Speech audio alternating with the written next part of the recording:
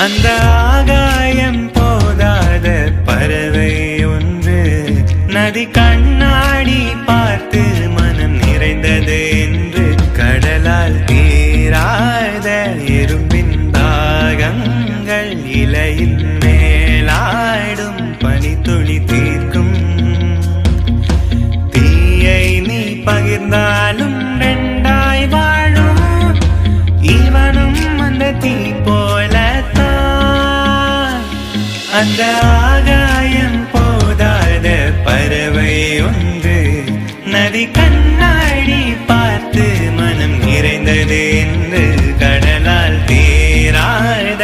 எறும்பின் தாகங்கள் இலையின் மேலாடும் பனி